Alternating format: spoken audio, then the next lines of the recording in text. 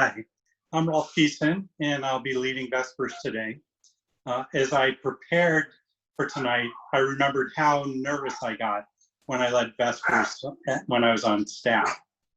It was more than 40 years ago, but I have to say I'm still a little bit nervous tonight, so please bear with me. A little bit about myself. I have been involved in Camp Coniston since I stepped on the A field in 1972 as a first-year camper. I was a CIT in 1975, on staff from 1976 to 1980. And for the last 22 years, I've been a member of the board of directors. My 4 kids and my son-in-law were all campers and on staff. My wife is one of the camp nurses, and my daughter Hannah is part of the camp's full-time staff. So needless to say, we are a Coniston family. And I'm sure my grandchild, who is due in October, will continue that tradition. As I was thinking about my message for today, many things were running through my head. Family, community, diversity, to name a few. I hope to weave these things together in a meaningful way that doesn't take all night. My original thought was to talk about my family and our strong bond, which has been created through our shared experience, and in particular, our time at Coniston. As each of our kids started at camp, I was able to connect with them, knowing what they did, where camp they did it, things like Vespers and swimming and overnights and the various overnight spots around the lake. As each of the 4 started camp, they began to have those shared experiences, and that bond amongst our family just continued to grow. Culminating with my youngest daughter, Izzy, happy birthday, Izzy, by the way, when she started at camp at 7 years old. She had been desperate to go to camp, and so we snuck her in a little bit early because we knew if we didn't, that extra year of being at home and not being part of Coniston would have scarred her for life. So after Izzy started at camp, that meant 5 of the 6 family members were sharing the Coniston experience. My wife, Stuart, was somewhat left out and didn't always understand the inside stories and the places that we talked about. So she became a camp nurse, binding us all together with the Coniston experience and the community. The shared bond has brought us together and shaped who we are as a family. This past week, I had the opportunity to be at camp for 2 different experiences, which were very profound and meaningful. I think that they can tie into my story about my family, but you need to give me a minute or 2 to really bring everything together, so bear with me. The first experience was a talk given by Carolyn Finney, the author of the book, Black Faces, White Spaces, Reimagining the Relationship of African Americans to the Great Outdoors. She spoke at camp, a small group of people spread out along Main Lawn, and gave a very powerful and insightful talk about what it means to be an African American in the world of environmentalists and in the world of being in connection with the outdoors. Her focus really in the book is about how African Americans are often absent, or more correctly, left out of environmental organizations and discussions. As a Black environmental scholar, she was invited to the table, but was identified as the Black woman, not an environmental expert. She was part of the community, but her unique perspective wasn't always understood or heard. My second experience was this Sunday when camp hosted a group of kids from Concord. Some of them had been to camp before, most of them hadn't. The ones who had been at camp before were sort of the leaders. They were there and and help to guide and help the newer kids during their time at camp, talking about what the fun activities were and how you should spend your time. These kids had arrived, have all arrived in Concord from various parts of the world. They came here not speaking English and from different cultures. And the one thing that has bound these kids together has been the fact that they needed to learn English and they needed to understand the culture in the United States. So these shared experiences had provided them with a structure and a familiarity and a community that they were part of.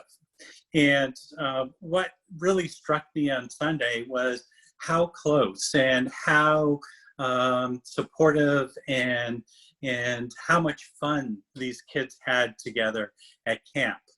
As I said, this was a place that most of the kids were not familiar with, but they left with a feeling and a sense that they were now belonging to part of a community. And their shared experiences at camp surely were going to strengthen their bond, the bond that they had created in their home and in their community, school community, and neighborhood in Concord.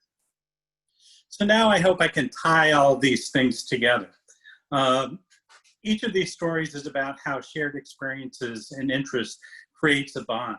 It brings people together. It helps to develop friendships and relationships. It becomes a structure for those relationships and helps to tie people together through shared experiences, shared values, and really be in relationship together. But I believe that it's actually the differences that brings the depth to the community, understanding and appreciating the individual journey and perspective. Each member of my family, even though we are bound together by some really strong shared experiences, our experiences at camp, our traveling together, our time at home, sharing highs and lows around the dinner table. These things have given us a structure and a closeness as a family. But each of us is very different, and each of us has brought our own personal journeys to our relationship and to our family. And this is something that I believe has given us much more depth and much more interesting experiences and that we have been able to express and share with each other in a more meaningful way. So I think that the depth that it has given our family is something that just strengthens that bond, because we have allowed each other to share those experiences and have appreciated that our journeys have not been the same. Carolyn Finney shared with us her experiences of being identified by the color of her skin and being in a community of environmental experts who shared knowledge and for whom she was very capable and very knowledgeable, but not always understood for what she knew, but instead identified as the Black woman or identified because of the color of her skin. If those colleagues of hers had taken the time to really gotten to know her as a person and understood the perspective and the different perspective that she brought to the discussion, I think that those organizations would have been stronger, would have had a deeper and broader understanding of the community as a whole and how that community can become more connected with the environment and understanding how the environment impacts the lives of people differently. Finally, the Concord school kids who are bound together as new people in a strange land have found a a connection with one another, even though some of them were from countries that were even farther apart than they were to the United States. They came to Concord and to this new community with the shared need to learn a language and understand a culture, understand how to become part of a community that was very foreign to them. This provided a structure for them and that bound them together. But really, it's the individual stories and the individual journeys that each of these kids traveled to get here that gives it depth and gives it interest and helps to give a broader understanding of the world. And it's about taking the time to have those discussions and to bring these kids together as a group, but also appreciate and understand their individual journeys. So as I've been thinking about all of this and its relationship to camp and the discussions that we're having at the board of directors table and also with the staff, I think that we need to appreciate the structure and the values that Coniston and the Coniston community provides.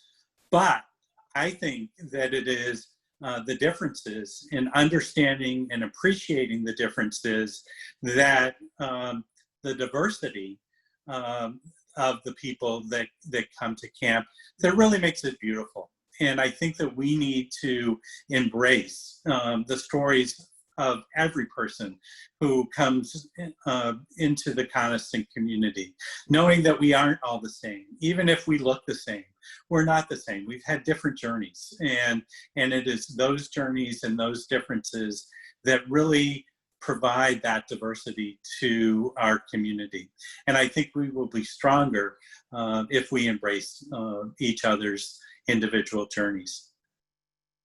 So as we close tonight, I'd like you to take a few minutes, as we do every week, in silence and think a little bit about how we can embrace and to understand the differences that everyone brings to shared experiences, and how we can bring that into the community in a way that is meaningful and that makes us stronger.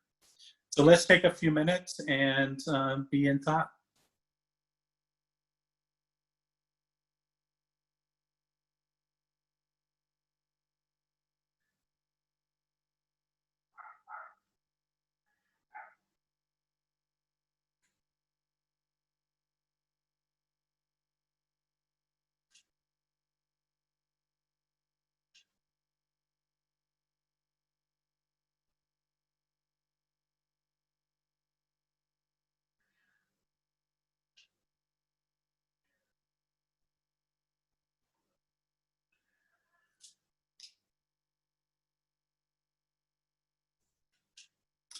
Thank you all for joining us tonight, and have a great week.